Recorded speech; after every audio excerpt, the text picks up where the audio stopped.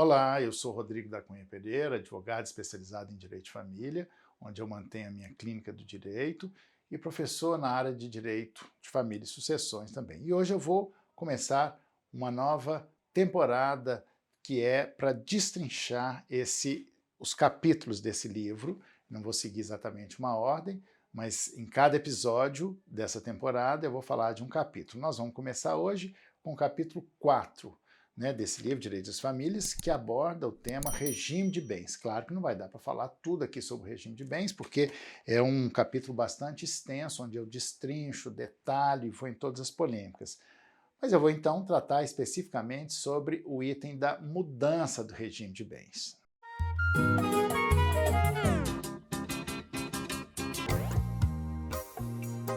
Mas antes vamos saber o que é o regime de bens. O regime de bens é um conjunto de regras que regulamentam as questões relativas ao patrimônio do cônjuge companheiro. Então, lembrando que não é só o casamento, também da união estável, e que delimita as diretrizes que deverão ser seguidas por eles enquanto o casamento existir ou quando chegar ao seu fim, seja em razão do divórcio, ou dissolução em vida, ou da união estável, ou pelo falecimento de uma das partes. O ideal, né, o que todo mundo deseja, é que essas uniões cheguem ao fim pela morte, ou seja, até que a morte os separe. Bom, primeira coisa a considerar, não há casamento sem regime de bens, embora possa estabelecer a sua incomunicabilidade. O regime de bens é uma das consequências do casamento. Em outras palavras, o casamento é um contrato para estabelecer o regime de bens, é um contrato para estabelecer, para regular patrimônio. Quando não se faz uma escolha, a lei faz essa escolha. Bom, mas essa escolha ela tem que ser feita quando alguém quer fazer um regime diferente do regime, entre aspas, automático. Essa escolha tem que ser feita antes, através ou por meio de um pacto antenupcial. Atenção, não é antinupcial, é antenupcial, que é quando se escolhe um dos regimes pré-estabelecidos em lei ou um regime personalizado, ou seja, você mescla um regime com outro, o regime que melhor atenda às necessidades de cada casal. Não é muita tradição no direito brasileiro fazer pactos antenupciais, fazer esse regime. A maioria das pessoas se casam pelo regime automático, entre aspas, que é o regime da comunhão parcial de bens.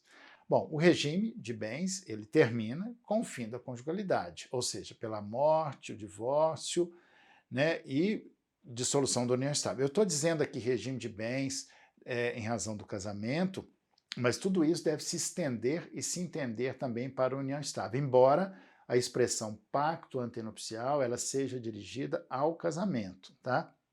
Mas uma primeira polêmica do regime de bens, que é uma construção, que nem é mais uma polêmica, porque a jurisprudência já consolidou isso, que é se houver uma separação de fato do casal e antes mesmo, portanto, da sua dissolução formal, aí se dá o fim do regime de bens.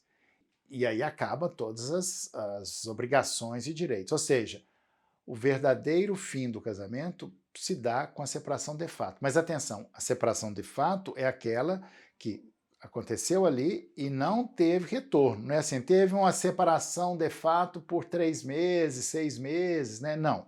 A separação de fato ela tem que ser continuada. Saiu de casa e não voltou. Mas, para aumentar a polêmica, quando nós falamos de separação de fato, ela, na maioria das vezes, é quando alguém sai de casa. Mas é possível também que tenha uma separação de fato sem que tenha uma saída de casa, separação de fato dentro da própria casa. Mais difícil de provar.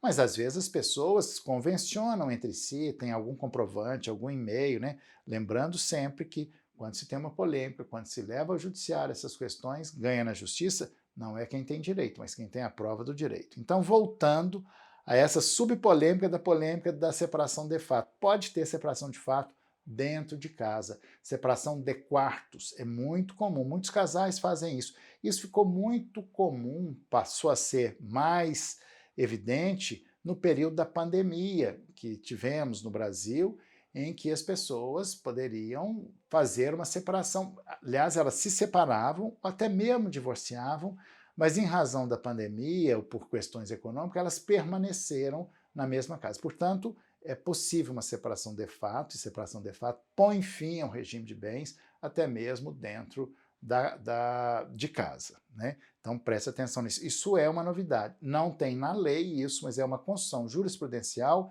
e doutrinária, que é o que eu falo aqui no meu livro. Isso está muito, eu trago várias decisões falando disso, esmiuço bastante isso. Bom, uma das mais importantes inovações do Código Civil de 2002 foi a introdução da regra que rompeu o antiquado princípio da imutabilidade do regime de bens. Está lá no artigo 1639, parágrafo 2º do Código Civil. Isso significa que os cônjuges podem alterá-lo na constância do casamento, estabelecendo um novo regime, que inclusive tenho chamado de pacto pós-nupcial. E a partir dessa mudança feita, e tem que ser feita judicialmente e homologada e somente consensualmente, né? E muitas vezes a mudança do regime de bens pode ser a salvação do casamento. Já tive muitos clientes que me procuraram para mudar o regime de bens como uma possibilidade de salvar o casamento. Por exemplo, o casamento, um achava que estava trabalhando mais que o outro e era o regime da comunhão parcial de bens. Então ele achou que não estava justo e aí resolveram mudar o regime de bens, eles iam se separar, mas salvaram o casamento mudando o regime de bens. Então, essa ideia da mudança do regime de bens, ela foi muito boa, ela foi um grande avanço no Código Civil, ou melhor, foi um avanço importante. E a essa mudança nós chamamos de pacto pós-nupcial. Tem uma justificativa feita por vários autores que defendem o princípio da imutabilidade, que era o da proteção da mulher. Mas aí o que ficou estabelecido é que hoje a polêmica disso de proteção à mulher e para evitar fraude na verdade, isso se concentra na questão do efeito ex tunc ou ex nunc, ou seja, a mudança do regime de bens ela pode retroceder no tempo ou não, né? Bom, a mudança de regime de bens, além de ampliar a liberdade dos cônjuges para estabelecerem também e restabelecer o que lhes aprouver, para usar uma expressão da lei, quanto aos seus bens, contribuiu para que muitos casais não se divorciassem, como eu disse. Então, o regime de bens, a mudança, a quebra do princípio da imutabilidade no regime de bens, ela é muito bem-vinda e ela introduziu no ordenamento jurídico a possibilidade de se fazer não apenas o pacto pré-nupcial ou antenupcial, mas também um pacto pós-nupcial, como eu disse, que é feito no momento da mudança de bens. Repetindo, essa mudança só pode ser feita judicialmente e de forma consensual, em pedido motivado por ambos os cônjuges, né? A rigor, isso também está mudando, sabe, gente? No pedido motivado por ambos os cônjuges. O pedido, a motivação assim, é o nosso desejo, é a forma de salvar o casamento, né? E claro que para mudar esse regime de bens, porque o que ao Estado interessa proteger da segurança e evitar fraudes. Por exemplo, tem gente que está casado pelo regime da comunhão parcial de bens, fez dívidas enormes e os credores virão fazer a execução e pegar os bens do casal. Então o que eles fazem? Vão mudar para o regime da separação de bens, coloca tudo em nome de um para poder colocar para salvar o bem. Claro, isso é uma fraude grosseira e por isso que as exigências no processo de mudança do regime de bens, ele traz algumas exigências, né, de buscar essa comprovação de que não é fraude. Então, o cerne, né, o espírito desse artigo, o espírito dessa lei, e a lei tem um espírito, como já dizia Montesquieu lá no século XVIII, né, no seu clássico livro, O Espírito das Leis, isso tem um espírito. O espírito é evitar fraudes, né?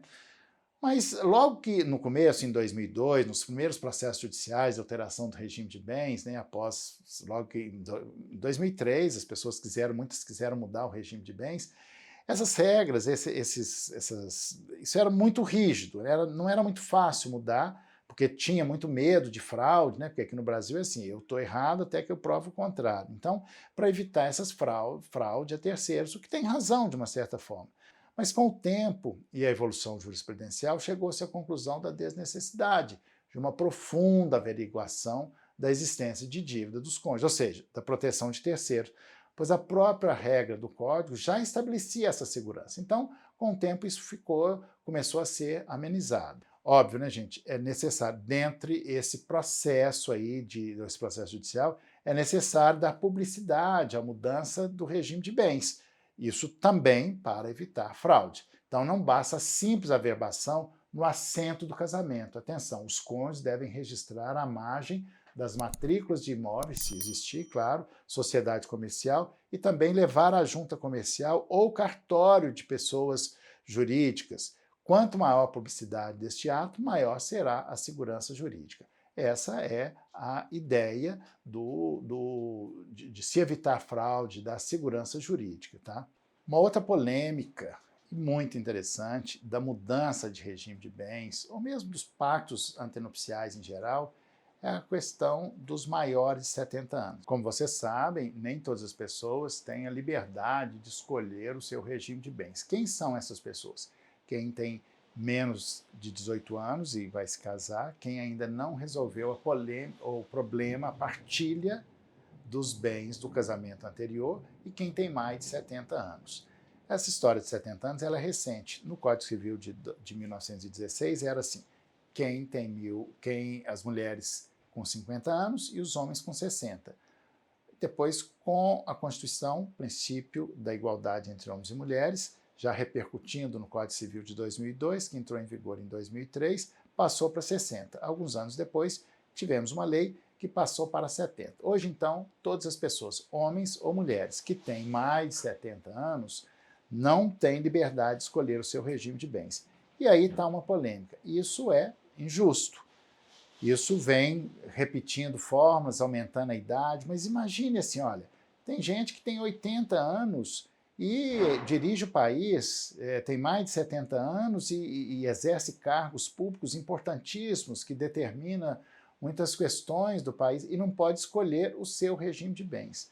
A meu ver, essa restrição à liberdade de casar, é uma restrição à liberdade de casar, ela interfere diretamente na autonomia privada. Eu já tive casos em que pedi e o juiz autorizou o casamento de pessoas maiores de 70 anos. Um deles, e isso é mais comum, e até alguns cartórios fazem quando é caso de união estável, eles, se tinha uma relação anterior, por exemplo, caso de união estável, por analogia ao casamento, também não pode escolher o seu regime de bens. Isso tem uma consequência grave, porque o regime da separação legal, o cônjuge, além de não ser meeiro, ele não é herdeiro. Então, o juiz pode autorizar. Claro, nós temos que fundamentar isso. Quando teve uma relação anterior, se essa união estável, que depois vem se transformar em casamento, é mais fácil conseguir essa autorização. Mas o que interessa dessa história é que isso é uma interferência na autonomia privada, na liberdade, nas formas de amar. Imagina, porque eu tenho 70 anos, não posso escolher o meu regime de bens. Isso é uma afronta ao princípio da autonomia privada. Bem, então essas são as polêmicas sobre mudança de regime de bens, né, que é importante. Esse é só um aspecto. Quem quiser saber mais, pode ir ao meu livro, esse meu livro, Direito das Famílias, que está na 2ª edição, onde eu termino esse capítulo dizendo o seguinte, peço licença para fazer a leitura de um pequeno trecho, porque a linguagem escrita ela é mais densa e resume tudo isso. Enfim, a possibilidade de mudança no regime de bens do casamento consolida os princípios jurídicos da liberdade, responsabilidade, autonomia privada no sistema jurídico brasileiro. A evolução do direito de família e, consequentemente, para um país melhor, perde sentido ou deixa de ser evolução se a autonomia privada do sujeito não anda bem. Nesse sentido, o amor e a autonomia privada têm sido fonte de ampliação dos horizontes, pois nunca se demonstrou tanta preocupação com o outro e o seu bem-estar como nas sociedades atuais. Então, esse é o capítulo do livro. E a novidade que tem nessa 2ª edição é que eu trago uma filmografia para cada capítulo do livro. E nesse livro eu trago 3 livros, e eu recomendo, dentre eles, depois vocês poderão conferir, é A Economia do Amor, de 1916, um filme belga, da Bélgica e da França, belga franco-belga, em que vocês poderão refletir melhor sobre essas questões do regime de bens, que, aliás, é uma das coisas que eu faço nesse livro, né, que é juntar arte, direito e psicanálise para entender melhor e aprofundar mais o direito de família. Então é isso. Se ficou alguma dúvida sobre o vídeo que você acabou de assistir, ou se tem sugestão de tema a ser abordado aqui, não se esqueça de deixar seu comentário e eu posso respondê-los ou fazer um vídeo sobre isso. Para você que quer continuar recebendo meus conteúdos, se inscreva no meu canal do YouTube, ative o sininho e você pode assistir esse vídeo também no Facebook ou Instagram. Em todas as redes eu tenho disponibilizado bastante conteúdo, confira lá. E aproveito também para convidar a conhecer a minha Clínica do Direito, que é um método que eu desenvolvi ao longo de 4 décadas de advocacia, que une a prática jurídica, a psicanálise, que tem como objetivo tratar nosso escritório de uma forma mais humana, humanizada e humanizadora, os temas do direito de família. O link com mais informação está na descrição do vídeo. Até a próxima!